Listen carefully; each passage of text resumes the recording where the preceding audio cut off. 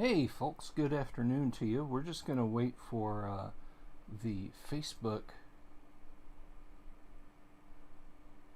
stream to start here. Should be going here shortly. How is everyone today? It's good to see you all. I'm going to be doing some painting today. So we're all set up here. I've got a 2-camera setup, so hopefully you can see a little bit of what I'm doing better.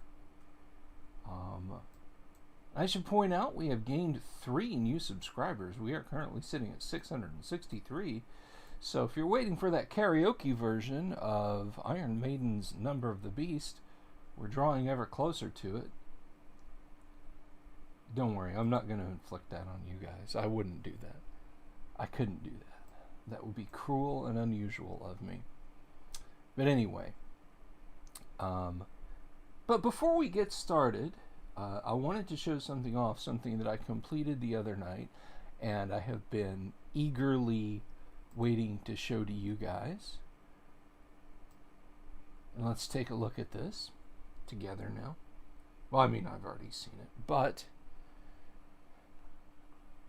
ta-da!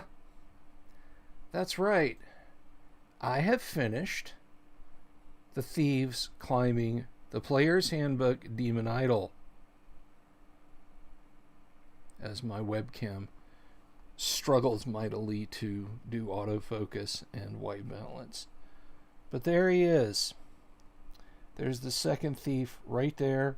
The first thief prying the eye off. And as I have stated, they are pinned in place, but I can remove them. The pins are not glued.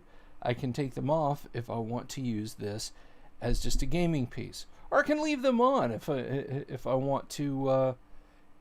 If I want to have the party stumbling on these guys looting the Demon Idol. And this is available through Underworld. Some people have asked me if I 3D printed this. I did not. As far as I know, there is not a very high fidelity version of this available in an STL file. But a couple things I will point out. With this thief, you can see here there is some... fire glow that I dry brushed on, and it's very prominent on this thief's arms, as you can see there. Some yellowish fire glow. No, he does not have jaundice, but that is in fact the way I wanted it to look. So yeah, I am quite happy with how this looks, and there are more phases to that I will show as I do them. That will be an off-camera thing. But anyway, I had a very lovely private message yesterday from someone who said they thoroughly enjoyed seeing my streams, and it was a highlight of their day, and that was very nice. Thank you. You know who you are. That was just a wonderful thing, and I liked that a lot. Nice little warm feeling all over. So, let's talk a little bit about the world of RPGs before we hop into painting, because I talk about hobbies a lot, here on the stream and everything, and I haven't really kind of talked about news and so on. But it now looks like the Ravenloft release. First of all, let me just open with a controversial hot take, a spicy take, if you will. I was never a fan of Ravenloft. The maps are neat. The premise sucks. I don't care for it. They're traditional, for lack of a better term, Hammer horror style vampire and D&D game. There are elements of it that can mix, but I don't know. Ravenloft was just never my jam. And then, it was part of the Forgotten it was its own thing. Then it was part of the Forgotten Realms. Then it was its own pocket universe, and so on and etc. But Ravenloft is apparently introducing a couple of concepts one of which is that alignment is being removed. I could see that coming a mile away. And look, let's be 110% clear about something. Dungeons and Dragons is a game. Now, I don't know about 5th edition, but Dungeons and Dragons is a game. And games have rules. And you may say, but alignment doesn't reflect the real, and that's where I'm going to stop you. D&D is a game with rules. It's a game that has rules. Those rules might not reflect reality. But when was the last time you saw a horse move forward and to the right at a 3-to-2 ratio, or forward and left, or backward and left, or 2-to-3 ratio, exactly, precisely? It doesn't. And yet the horse, the knight in chess, does just that. You know?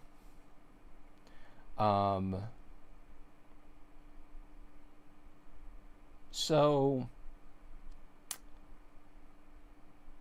yeah, alignment is a part of D&D. And I'll get into more when I talk about D&D and alignments. But removing alignment is just dumb. But what struck me more dumb, actually, was them patting themselves on the back like good drow is some revolutionary new idea. I'm going to read you something here. And I'll wait a few seconds to see if anyone types in responses. And you can tell me where you think this comes from. And I'm pretty sure you'll know, but rakes roaming the streets are bands of bitter youths, often outcasts.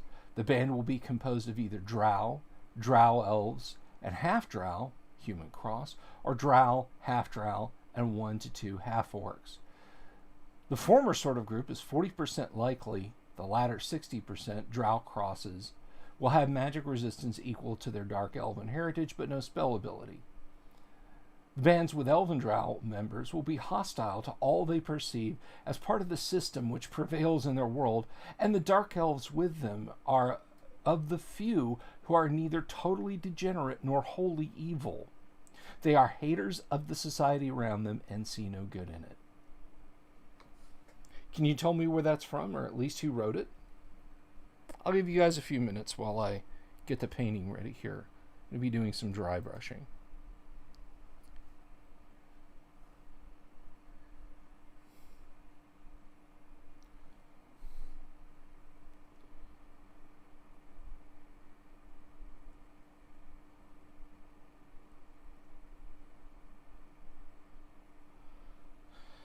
So I'm going to be dry brushing some red.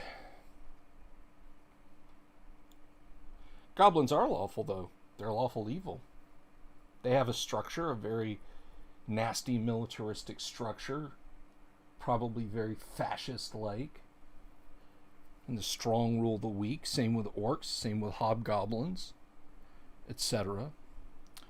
All right, let's go in. Wait a few more minutes, see if anyone chimes in, see if they think they know where that quote comes from.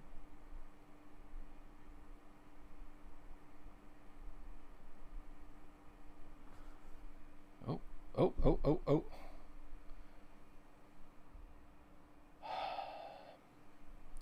I swear to God, this boom for this camera is garbage. Anyway. Anyone at all? Anyone? Bueller? Ferris Bueller?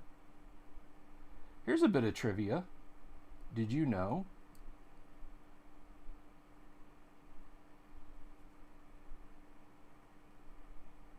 that individual, that actor, Ben Stein, was a speechwriter for Richard M. Nixon? Very conservative guy.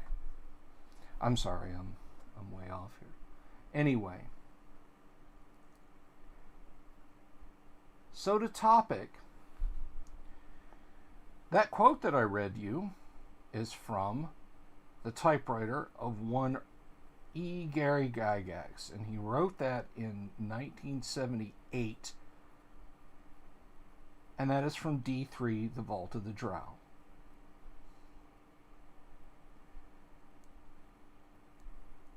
So my checkmate here is not Gary thought of good drow before you did, checkmate new players.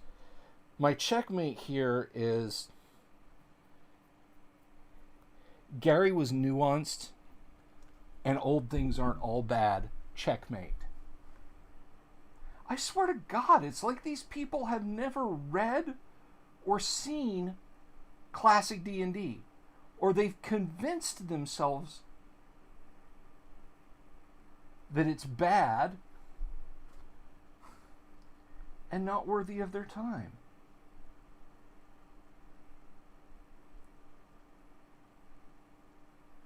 It's like, what the hell is wrong with you people? And then I realized that Wizards of the Coast has Jessica Price working on this project, and I understand what it means. There we go. So there's some highlights, some dry brushed highlights on this guy's shirt, and I hope you can see that. I don't have my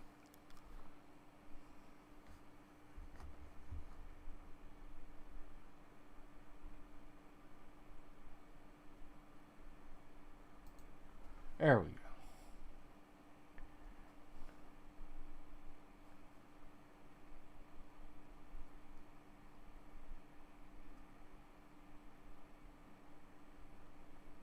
There we go.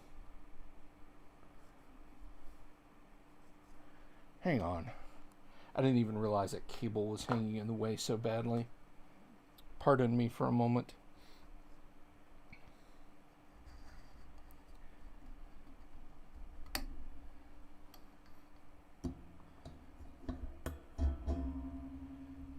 There we are. All right.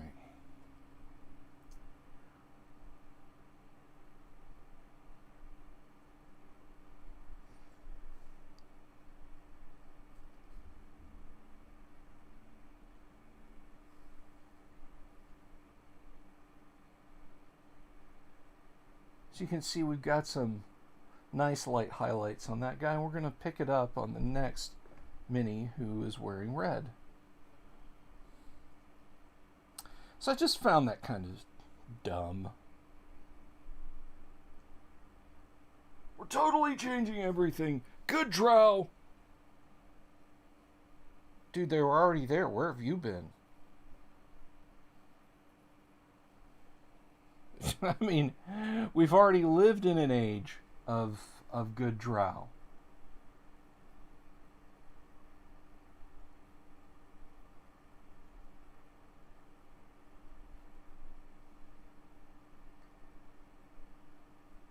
And they're even explained as having to live with the consequences of their actions. They're outcasts in the city that they would call their home.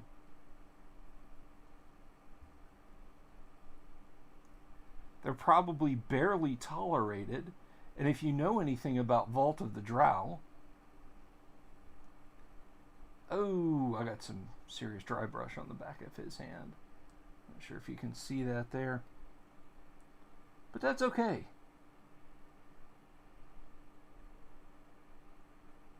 We can fix that. This is fine. This is not a problem.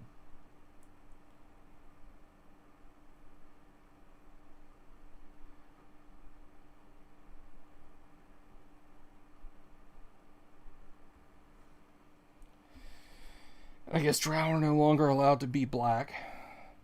And to be 100% clear, I don't mean black. I mean obsidian colored. Vanta black.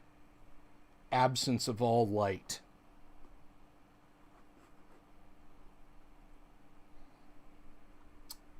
And once again, we see the inherent racism in people who look at a black person,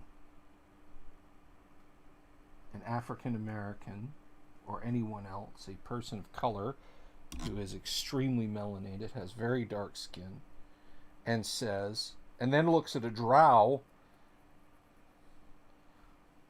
and says, well, that's the same. They're the same. So they're not. The implication has got to be super insulting.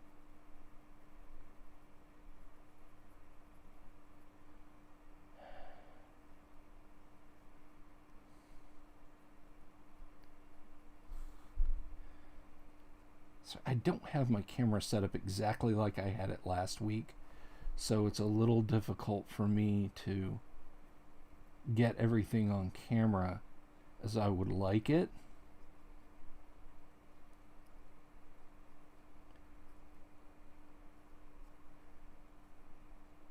Let's talk about something fun. It's not D&D related, but it's still kind of fun, and it'll fill some time as I do this. I'm going to have to come in and I think hit him with a little bit more highlight. I subscribe to a lot of computer repair channels and so on, and there's a dude by the name of Adrian Black who does phenomenal restorations of 8 and 16-bit machines. He took a Commodore 64 that he found in a field in Washington State. So snow, rain, heat for 20 plus years. He took it back to his shop, worked on it, cleaned it up, and made it work again. I mean, that is mad skills. So he mentioned another tech channel that I went and I looked at, and it's this lovely woman, and I was like, okay, I'm going to dive in. I'm going to give her channel a look too. And she is way more on highly skilled electronics and less like vintage computer restoration. So it's a little out of my wheelhouse. Like, I'll never be able to solder. I'll never, have a collection of cathode ray tubes or Nixie displays or anything like that. But I get it, right? But I see that, like, the most recent video she's got has nothing to do with that. And it's a bit of an apology / explanation videos. And anytime I see those, I always go, uh-oh, what was the drama here? And I gotta watch them, right? So it turns out that the video prior to that one, and I'm going somewhere with this, I promise. The video prior to that one was her talking about the recent revelation by several former military personnel, along with provided video evidence, I should point out. Not just blurry still photographs, but like actual video from fighter planes operating off carriers in the east and west coast of the United States of unidentified flying objects. Now, I want to be 100% clear about something here. If you go out tonight and you look up in the sky and you see a rapidly moving light, Paul, I'm going to answer your questions in just a moment. I'm going to address everything here in just a second. But if you go out and you look up at the night sky and you see a rapidly moving light that crosses your field of vision, and you can't say for sure if it's an airplane, if it's a shooting star, if it's sunlight glinting off of a satellite, if it's anything else, it is a flying object that is unidentified. That doesn't mean that it has Martians in it. Little green men armed with a probulator, getting ready to find out that 1 in 9 Earthlings actually like that.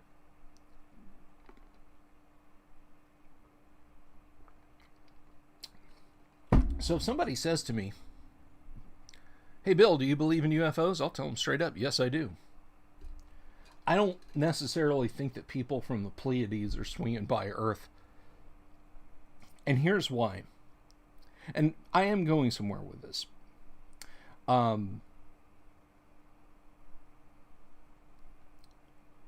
Given the Fermi paradox and the fact that we have seen zero evidence of any kind of a level 3 civilization out there, the odds that a civilization slightly more advanced than us could cross the galaxy and find us is about the same as the odds of me taking some of this paint, painting a single grain of sand bright green, walking 10 miles up the beach from where you're standing, dropping it on the beach, and then phoning you and saying, okay, come and find it.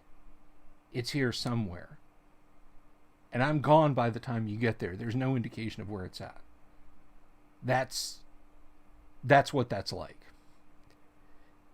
Even if I've painted it bright reflective green, you know, a nice neon green color that's going to shine like a candle in the sunlight for about 1/10 of an inch radius around it, you're never going to find it. The odds of some society in the galaxy accidentally finding us is so close to zero as to be zero. It's a rounding error if it's anything above zero. Now here's so you know, what do you say about that? What do you say about the UFOs, Bill? Caught a video from a guy called Barely Sociable, and he does kind of dark conspiracy sort of videos. So, you know, and the thing about it is his videos, he does not he does not delve into this was ghosts, folks. This was ghosts. This was a haunting. This was aliens. He tries to explain what it is, but he puts a bit of a dramatic spin on it. And he's dealt with some real world stuff, like people who've stalked him on the internet, so on and etc. But back in 1994 or so, there was a Chinese-born American physicist who released peer-reviewed papers stating that she had found a way to create anti-gravity, to lower the specific gravity over a hot superconductor that's room temperature, by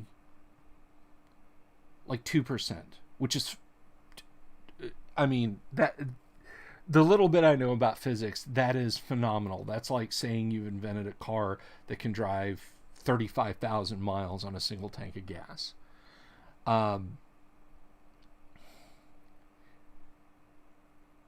The last anybody heard from her, she was working for the DoD in 2004. She started a private company, which is still in existence, AC Gravity LLC. I don't think they have a website, but the company is still maintained, and somebody keeps still paying the bill for the existence of that company. But she's gone.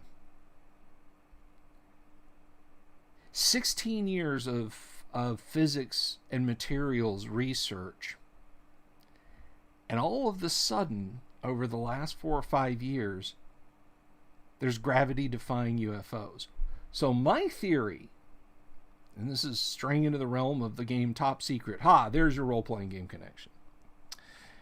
My theory is that either she got nabbed by the Chinese and taken back to the motherland, which apparently the DoD is very worried about, because the Chinese government basically, like, if you move to another country and you change your nationality and you say, yeah, I want to be an American citizen and this is where I want to live and this is what I want to do, and USA, USA, USA, China's attitude is you're always a citizen of China and therefore our property, and we can come get you anytime we want. Anything you do belongs to the motherland, etc. They're awful.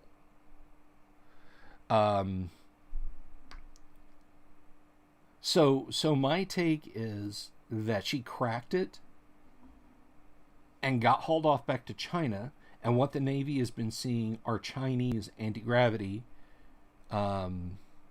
devices, or she's still safely here in the United States, and the Navy is seeing those Navy pilots were seeing black projects that were being experimented with in their area of operations to see how our own military would respond and to see whether or not our conventional forces could cope.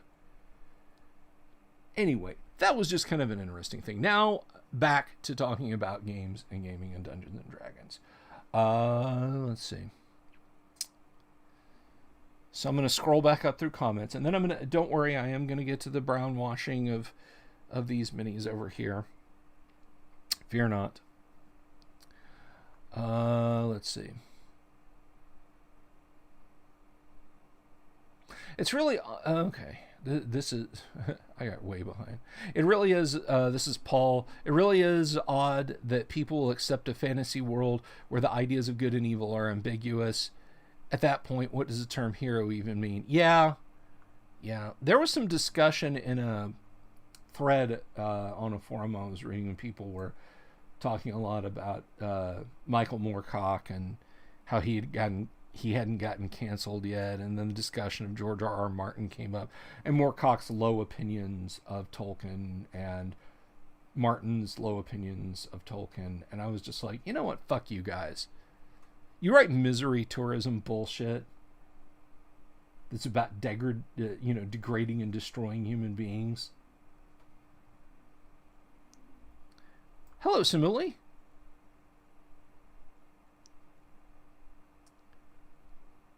So Nixon had excuses not to attend school.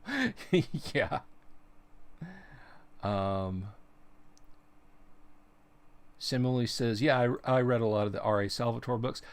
I've never read any of those. I myself, I have never, ever read any of the R.A. Salvatore books. I've never read any of the Tracy Hickman and Margaret Weiss books, although I owe it to my dearly departed friend Eric to eventually read some Tracy Hickman books. Tracy was Eric's dungeon master back in Utah, back a hojillion years ago, or maybe it was Colorado, I can't remember. I wish Eric was here. I really do. I miss him every day. Good Drow equals the ultimate power game with a built-in excuse to be a loner. Murder, hobo, wet dream. Yeah.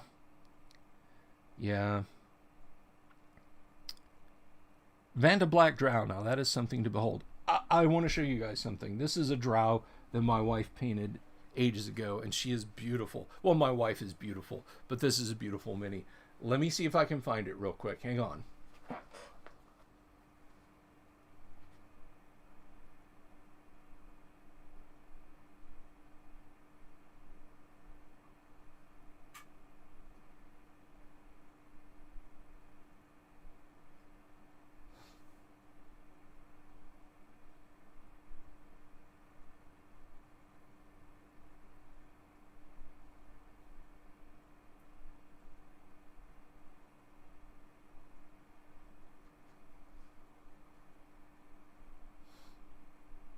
Sorry for the dead air. I'm looking.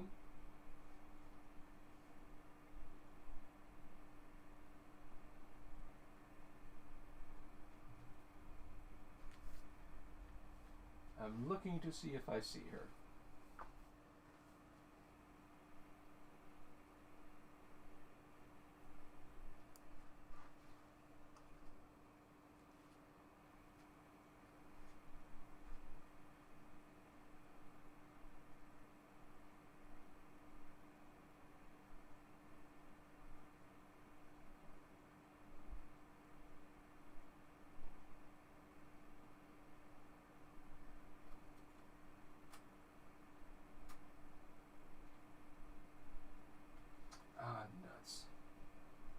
I'm sorry. Oh, wait, no, wait. Ah, here she is. Yes. Here we go.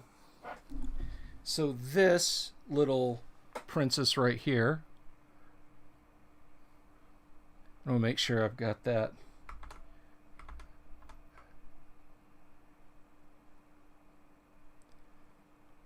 Is a drow that my wife painted, complete with a silver hair. And you could make the case for this being Loth in human form. And I think whoever the artist, the sculptor of this at Reaper was, they must have been a serious D&D player, because that is absolutely Yellow Skull she is holding from Temple of Elemental Evil. But she even did the violet purple eyes, which are not showing up very well on camera at all. But yeah, she is absolutely black. But I love that miniature. That is one of the best ones that my wife has ever painted. And I wish she would take up the brush again. But she is positively gorgeous. She looks like she stepped right out of the Drow series of modules. But Vanta Black is a miniature paint. If you could get your hands on Vanta Black, I think I've talked about the guy that owns Vanta Black before.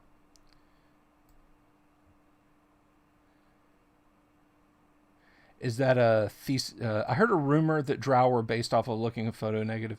I have heard that similar rumor, but I don't know how true it is or is not. Is that a Thesis Commodore 64? He did have to replace a few chips in it and some keycaps, but in the overall, it's still a repaired and not everything replaced Commodore 64. I'm not going to rate Area 51. I'm sorry. Let's see.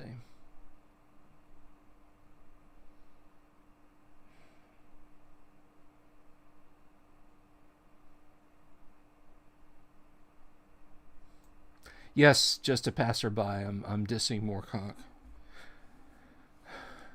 When I was 13, 14 years old, I thought Michael Moorcock was the bee's knees.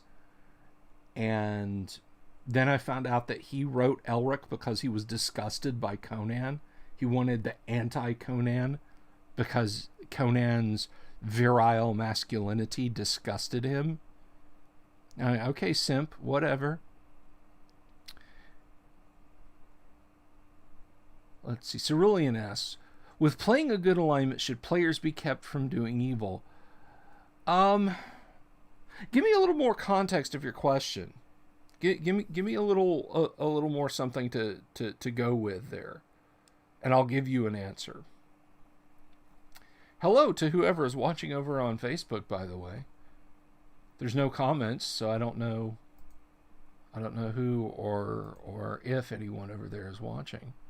Let's see.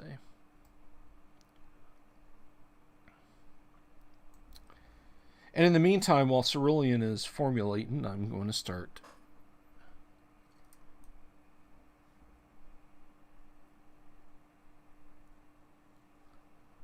I'm going to start washing. Now, this is not going to be a slop wash, and I'm going to tell you why. What I found out when I brown washed some yellow boots on a miniature that's not out here is this shade of yellow turns green when brown hits it.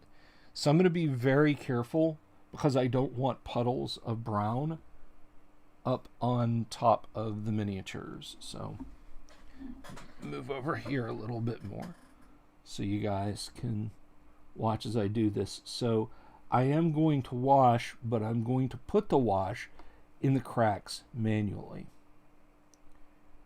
and dab up any that gets anywhere that I don't want it to. Yeah, this is a lot better.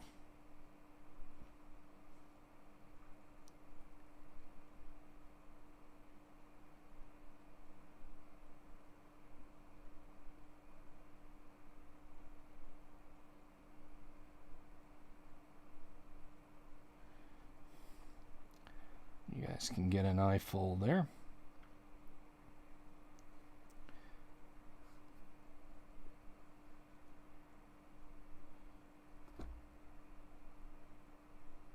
Yeah, if I had to pick an adjective for Moorcock's Elric books, I would say it would be turgid.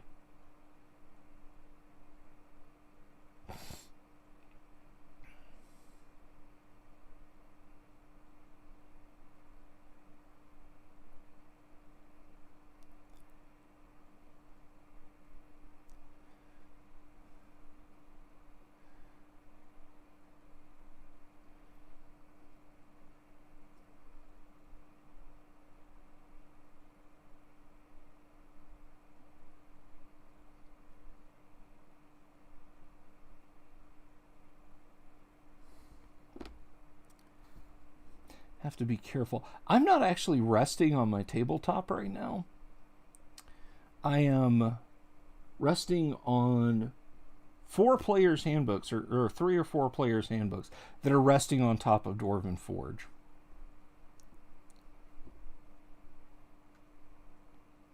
Moorcock called Tolkien a crypto-fascist. Well, Michael Moorcock can fuck right off.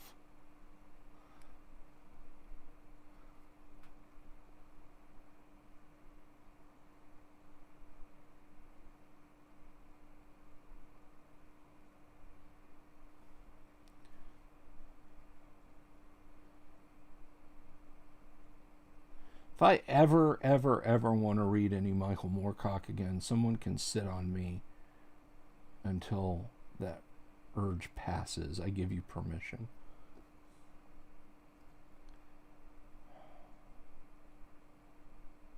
Tolkien a fascist.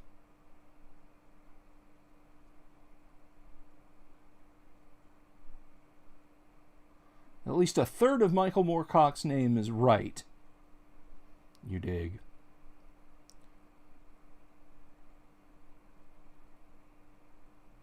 Okay. So you can see the shading there, the wash that I've brushed in to all the cracks on his cloak. And I hope you guys think that looks good. I rather like it. And we'll move on to the next guy. All right, Cerulean says, say a player wishes to play a wise old king intending to be perfectly awful good. Should the GM try and put them in possible situations? The GM should try and GM the game. The GM should run his game according to how he wants. I feel like, as dickish as I have seen some people play paladins, people who want to play paladins and do good and play a righteous character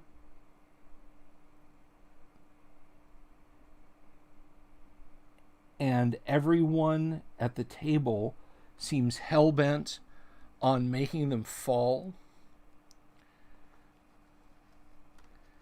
especially the dungeon master, are bad gamers. They are bad gamers. They are poor gamers. They play Dungeons and Dragons poorly. Now, if a guy says, look, I want to start out as a paladin because I got all the rolls,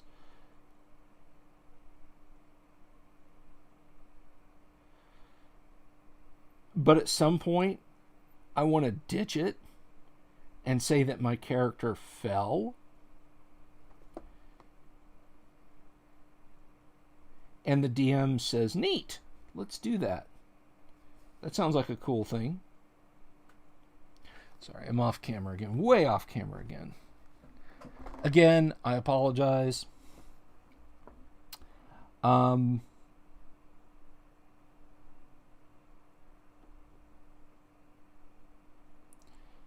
But should a DM create bad circumstances?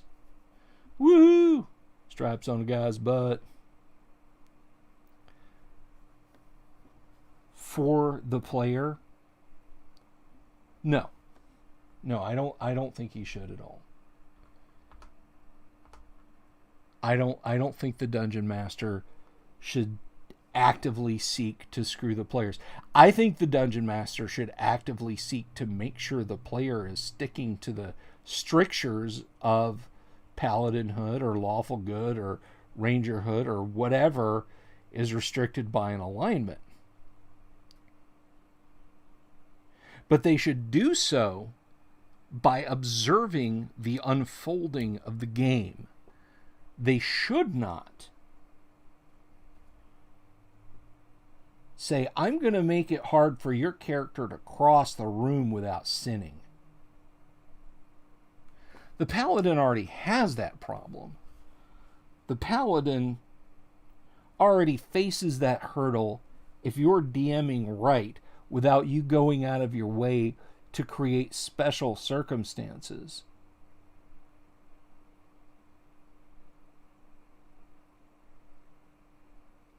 And if your interpretation as a DM of the paladin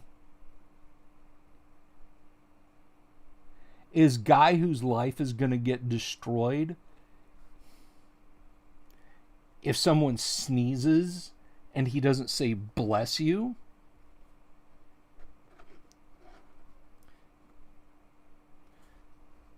then you're a poor dungeon master.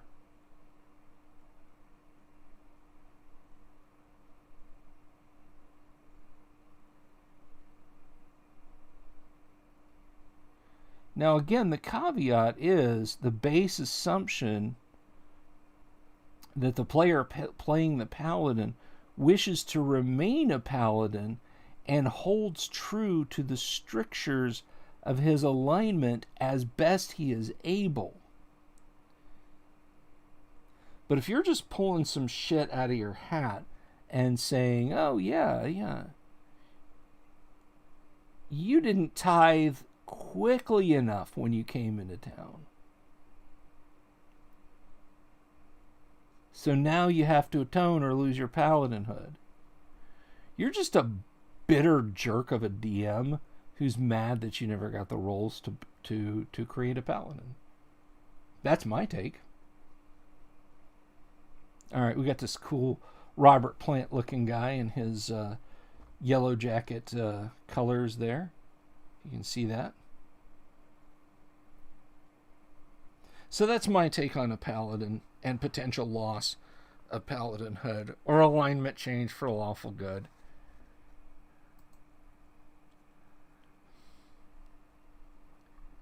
Soapbox House of Cards and don't go tossing your stones around. Yeah, okay.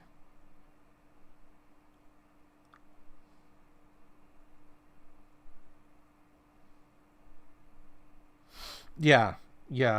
I remember reading, to go back to Elric, you guys are commenting on it. I remember when I read Elric when I was 13, like one of the things that struck me was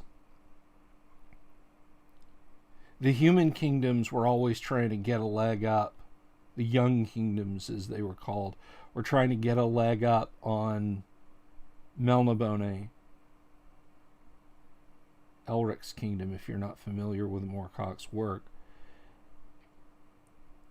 And they would try and figure out how to get past this sea cavern that you have to sail through to get into Melnibone to raid it, to send pirates and armies in to raid it. And a couple of people, and it's explicitly described as a woman and a boy, are caught trying to acquire the sea tunnel route.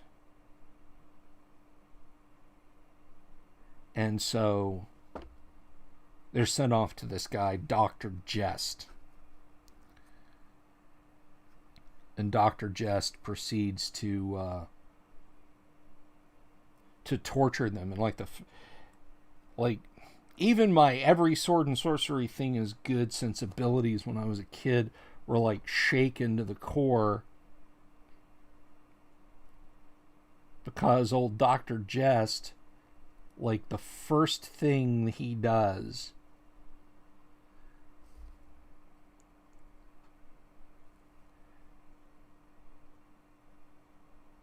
is reach over And Moorcock describes this, or he says this, explains it as it happens.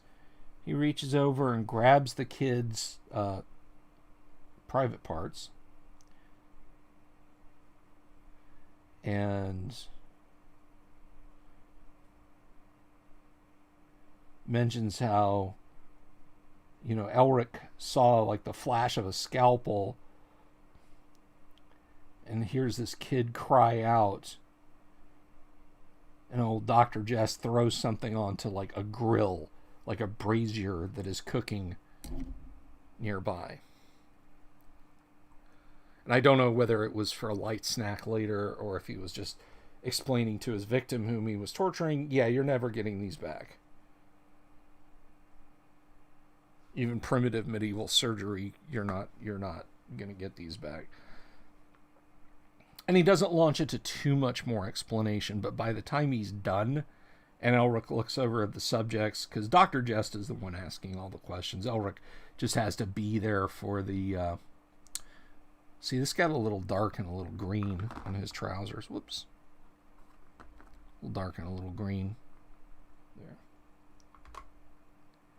But Elric looks over at this boy and this woman, and they're so mutilated by the time Dr. Jest is finished with them that Elric's like, he wasn't sure which had been which because Jest had cut off so much of them.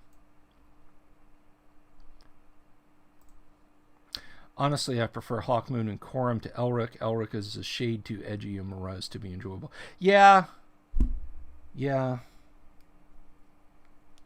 Well, I mean, I read Elric when I was 12, 13 years old. So to my heavy metal drenched D&D playing sensibilities back then, that was very on point. I was like, yeah, heck yeah. But I've gotten over it. Paul says, crypto-fascist is a term that gets my hackles up. Denny O'Neil called Hal Jordan a crypto-fascist because he was a space cop. Yeah, that doesn't surprise me terribly.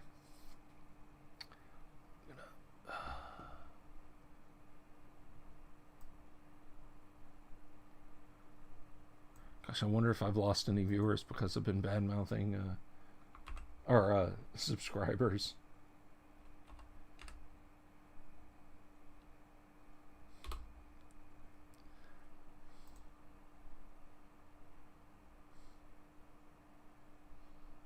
Still sitting at 663.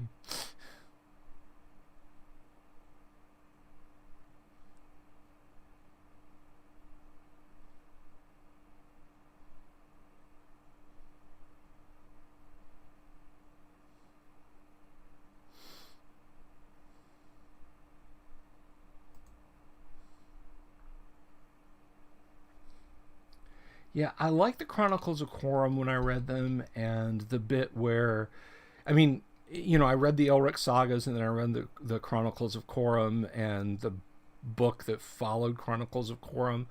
Well, it was an omnibus, so it was 2 volumes. But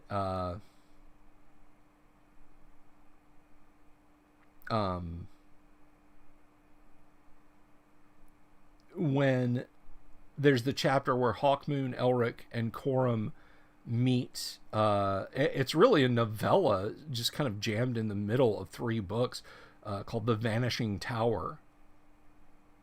That, I loved that. Not so much that I loved it in any one book, but then reading the Chronicles of Corum, and then there's the whole Vanishing Tower story told from Corum's perspective. And so you get an idea of when it's happening in Corum's life, as it were, and then Hawkmoon.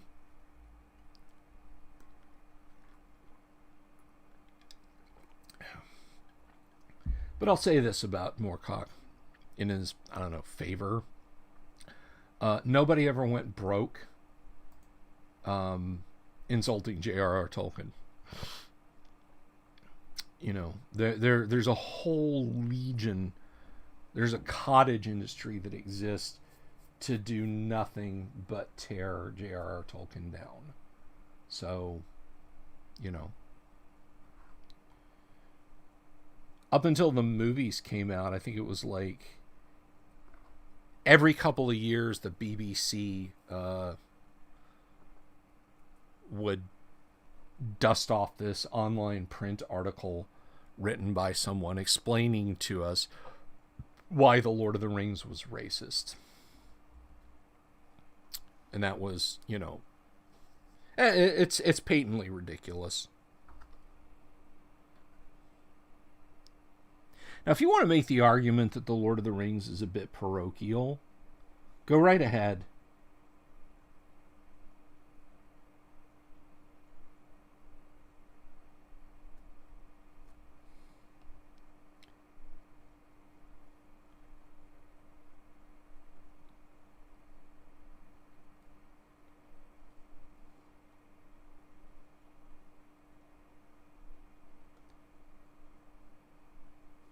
And by the way, George R.R. Martin, no, I don't really give a shit what Aragorn's tax plan is. What was Daenerys' tax plan?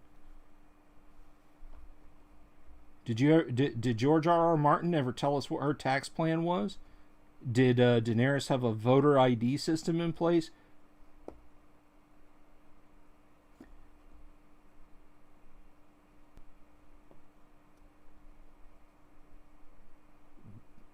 Gas bag.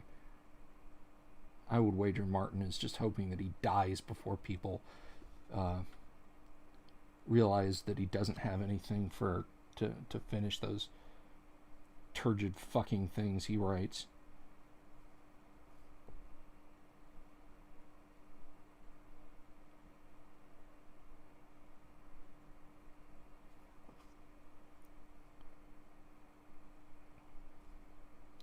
What is Aragorn's tax plan?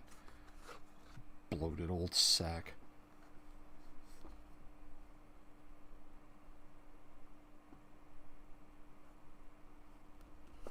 I mean, one of the...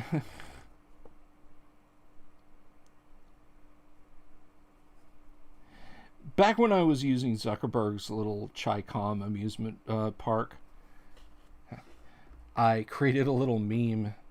I wish I could find it. I would share it with you guys, but I'll share it with you sometime. But it's a still shot from Martin. You know, when Game of Thrones first came out, of course, he did the talk show circuit and so on. And he's in some TV live studio audience talk show thing, and I captioned what he was saying right when I did the still frame cap. Oh yes, I kill lots of characters. Then under that I had a photo of Gary. I think it's one of the ones that I took of and it's just Gary sitting on his front porch. Obviously he's gaming and he's saying something, but I stuck the caption, "You're adorable." Oh, I kill lots of characters. Really? These days, a lot of people try to make money off H.P. Lovecraft while trying to denounce him at the same time. Yeah, people... was that show everybody was like, "Oh, you should check out Lovecraft Country. You should totally check it out." And I'm a guy, like, I will tell you, like, if you tell me to check something out, I will tell you I checked it out. When what I mean is I went on, like, Wikipedia and read episode summaries. And then decided whether or not I wanted to watch it. And if I didn't want to watch it, that is the extent of my checking it out. So people were saying I should check out Lovecraft Country, so I checked it out. I have zero desire to see Lovecraft Country. No desire whatsoever. I have, like, anti-desire to see Lovecraft Country. Like, it takes away from my desire to see other things. It is an event horizon of no desire to see it that is pulling that is taking away from my enjoyment of other things. Isn't that a shame? So I want to ask you guys a question, a mini painting question. These guys have barely gotten any love. You can see them. Really, can I? Nope. This only rotates so far. So yeah, these guys have barely gotten any love. Sorry about the Predator drone there. You can see that. Just a few dabs of blue on them.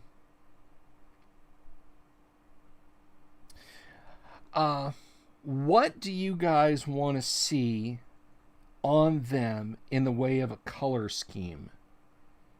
And while I'm at it, there's another guy that I was going to ask you about what I do with him. To set him down to the side. Okay. Likewise, there's not much color on this guy. What do you think I should do for color schemes on them, y'all? You can tell me in the comments of the video later, if you watch this later, or, pipe up now. Because we're at about an hour, and I've talked about UFOs and fantasy artists and current day Dungeons and Dragons. Although I do have a bit of a conspiracy theory about 5e now with the way it's going. I think they're trying. So I think Wizards of the Coast is sitting on a massive overstock of printed 4e D&D books. And they're trying to make 5e so bad that it makes people nostalgic for 4th edition. And then they'll start blowing them out for the rule books. They'll start blowing them out for hundreds of dollars on eBay, just trickling them out a little bit at a time to recoup 4e by making 5e this mess. What do you guys think? Isn't that swell? The guy was a horrible racist, but we're still going to use his writings to make money. And you want what? A pat on the head? Grift your money. Yeah, I mean, that's basically it. And let's be very clear about HPL. HPL was a racist. HPL was such a racist that sometimes, like at social gatherings that his wife would take him to,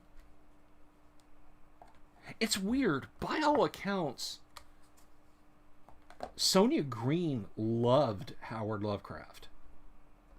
And once she apparently gave him like a copy of the Kama Sutra and a book on anatomy, according to her, and this is not her exact words, but according to her, like, he was dynamite in the sack.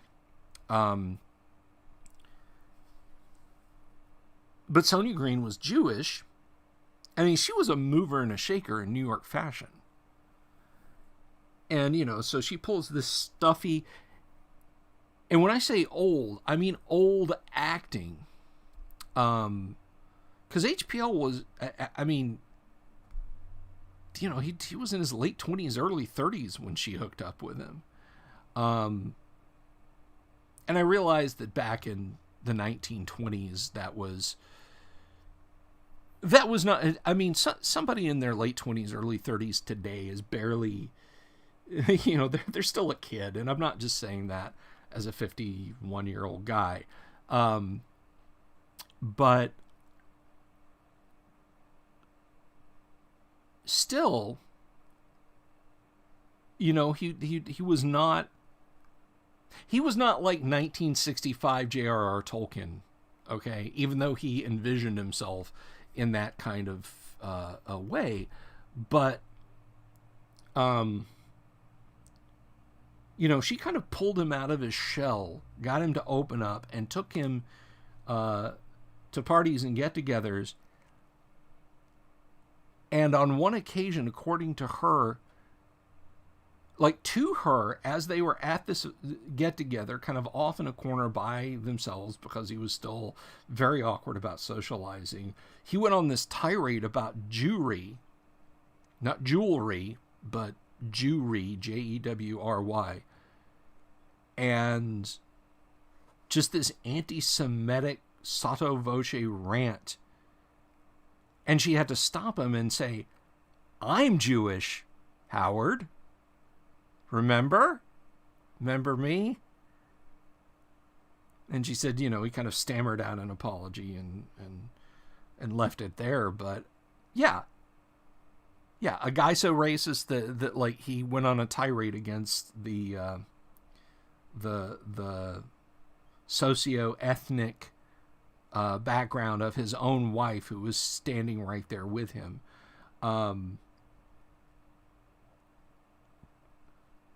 So I think, I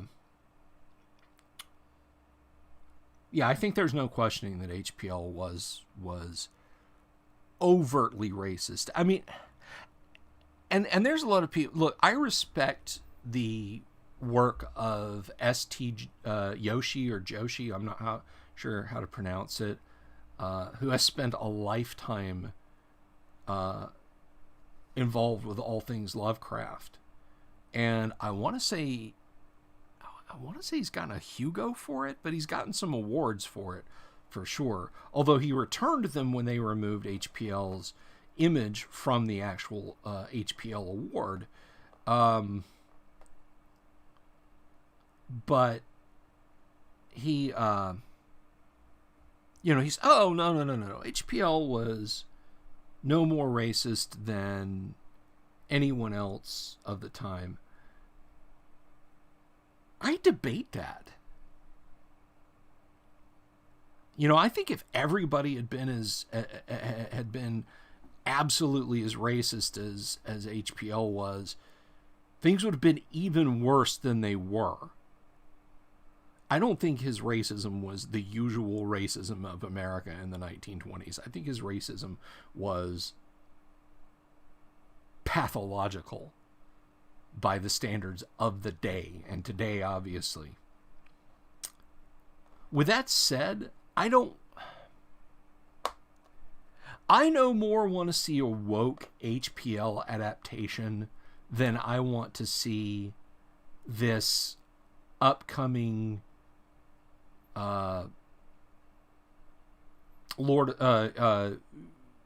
Middle Earth thing that Amazon is doing. That is apparently, yes, it's going to have nudity. Yes, it's going to have graphic violence. So, a game of rings, essentially. So, yeah, I guess this is one of those cases where, for the most part, I can separate the art from the artists in the case of HPL's work, and I don't really want to see those chopped to pieces. Now, there's one or two pieces that HPL did that were just straight up overtly like racist. Like,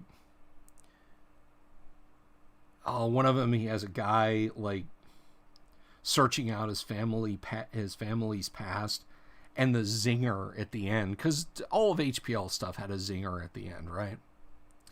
The zinger at the end is he finds out that like he had black ancestors.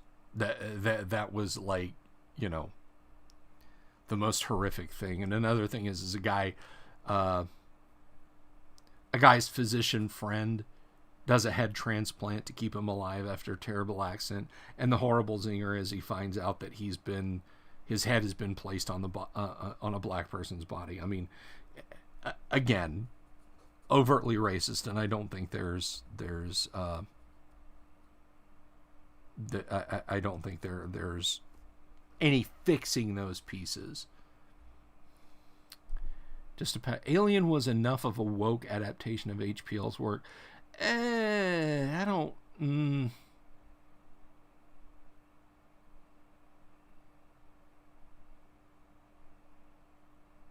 I don't know about that.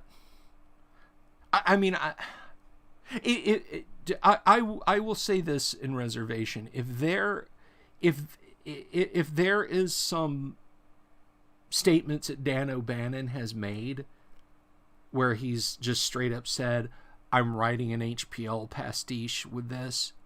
Now, I know that O'Bannon, when he wrote Alien, which started out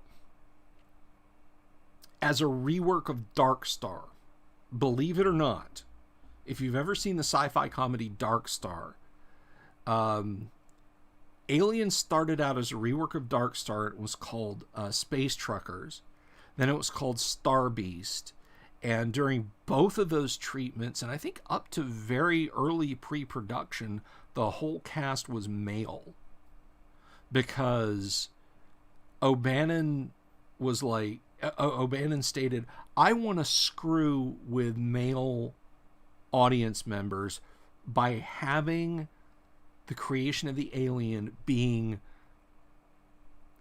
this crab-like thing with a vagina on the bottom that rapes a man down the throat and they die giving birth. That was like his stated intent, was to screw with guys through this awful thing. But I honestly don't know. I think he was more interested in body horror than an HPL approach. But if I'm wrong, if that's actually something that he stated, please let me know. Samuel Lee says, Lovecraft was still capable of being good in contact with a lot of people via letters that were definitely not his quote-unquote type. More thing can be said about a lot of pros these days. You know what? I'm going to absolutely agree with that.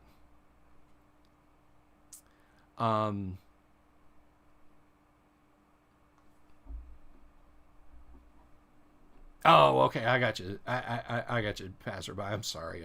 The nuance of communication is lost in the text medium. Sometimes, like, you can crack a joke that this has happened on Ishii's streams. I've said stuff that I was like chuckling to myself as I was typing, and then he's like, he'll read it and just like, I don't know, whatever. And I'm like, dude, that was gold. Oh yeah, text. I guess you couldn't, so yeah, I'm just as guilty as anybody else. But the hero is a woman, and it features a black man in the crew. But the hero, and then, okay, so there was an absolutely awesome RPG that came out for the Commodore 64 back in the day. It was Alien. Had great music, very creepy, very atmospheric game. And God bless those programmers. When the whole thing was an isometric sort of top-down tile-based thing, but when the alien would pop up, they used like the entire action section of the screen. It would just blank out, and they had all of the Commodore 64 sprites combined into one big animated image of the alien, like hissing and screaming and whipping its tail back and forth and moving its claws. It was hilarious. But the point is, in that, the computer basically rolled a die at the start of the game to decide like who would be the android. So like the android trying to thwart you could be Ripley, and Ash could be the good guy. It would start the game like, Brett is dead. Brett was the one that had the alien burst from its chest, or Dallas, or Ripley, or whoever. And it goes to show the interchangeability of the script for Alien. They could have all been men. They could have all been women. It did not matter. It's just that good of a script. So no suggestions on the miniatures. I guess I will just have to play around with some different colors and give it a try. But good stream today, guys. Had a lot of fun. As always, thank you very much. We're up to 663 subscribers now, and thank you all so very much, those of you who have subscribed. If you're new, welcome. If you're old and you're sticking around, well, thank you very much for that too. I will be back tomorrow. Now, hopefully before tomorrow's live stream with Kyle, And I don't know that I'll be live streaming with Ishii. I hope so. But I'll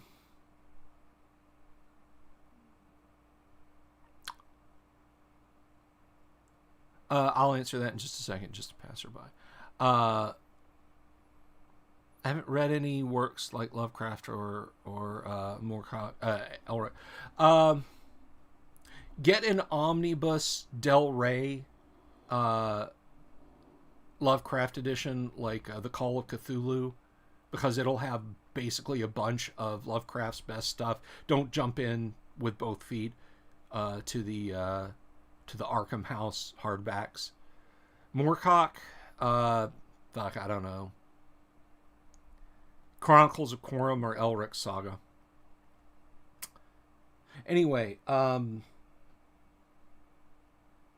but between now and hopefully before tomorrow's show, I should get a set of studio cans, of studio quality headset that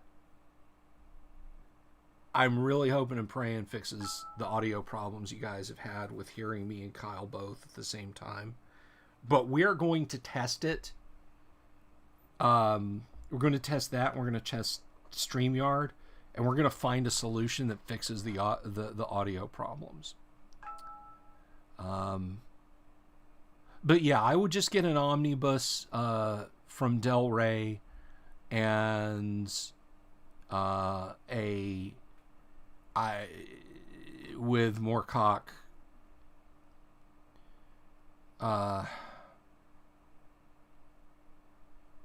I don't see if you can pick up like a used copy of Chronicles of Quorum and see if it's to your taste.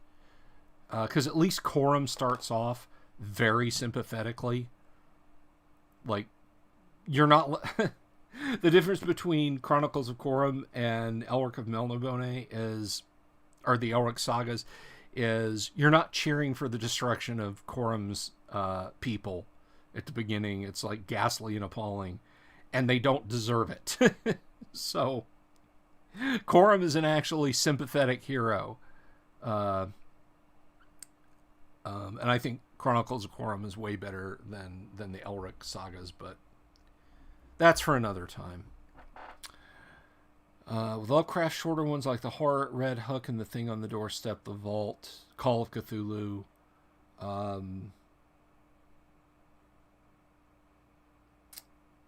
The Shadow Out of Time. Lovecraft wrote a pretty good science fiction story that has nothing to do with the Lovecraft mythos, or with the Cthulhu mythos, rather.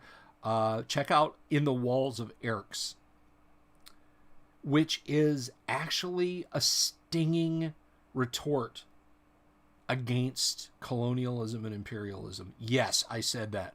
Go read In the Walls of Erx. Lots of messages, private messages now, which I don't think relate to anything we're talking about. I think they're probably from my kids wanting lunch.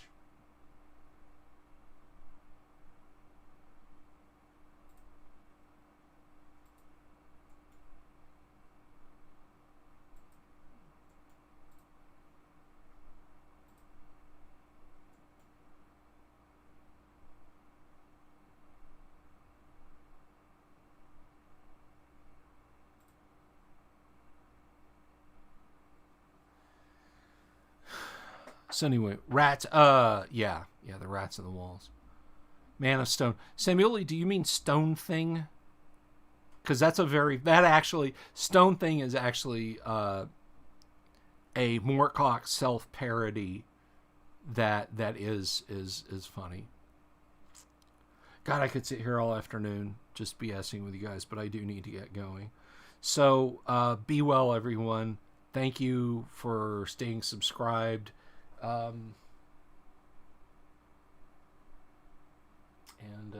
think I see. Did someone?